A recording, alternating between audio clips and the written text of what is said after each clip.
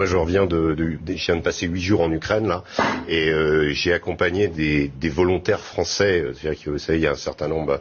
Il y a eu un appel au début du président Zelensky qui a demandé à des volontaires internationaux qui avaient des expériences de combat. Et donc j'ai accompagné 3 Français, dont un qui a déjà été militaire avant, et 2 qui avaient combattu ensemble au Rojava avec les Kurdes contre Daesh. Donc des gens qui avaient des expériences militaires. J'ai passé plusieurs jours avec eux et j'ai eu la surprise, et eux aussi, de découvrir in fine que pour pouvoir aller dans l'armée ukrainienne, eh bien, c'est les Américains qui sont à la manœuvre. C'est-à-dire que nous, on a failli se faire arrêter. On a été confronté à un Américain qui est venu nous dire « Ici, c'est moi qui commande ». C'est pas les Ukrainiens qui commandent, c'est moi qui commande. Je parle de la formation et de l'enrôlement dans l'armée ukrainienne de volontaires internationaux. Voilà. Le type m'a même donné son nom. C'est un ancien de la guerre d'Irak. J'ai fait mes vérifications. C'est un reportage qu'on peut retrouver dans le Figaro Magazine de cette semaine.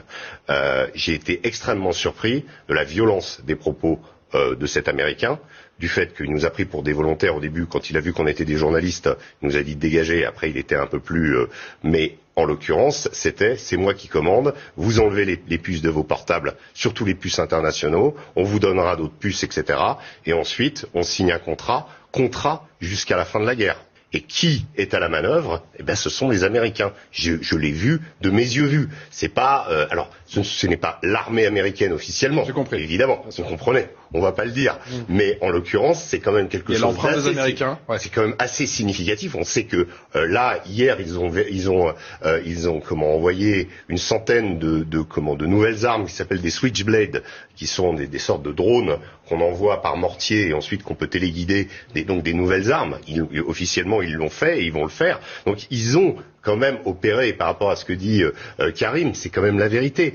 Moi, j'ai eu l'impression un petit peu, quelque part, que cette guerre, au-delà de l'aspect romantique, je veux dire, moi j'ai l'impression d'être avec les brigades internationales, et in fine, je me retrouve avec le Pentagone, quoi, en face.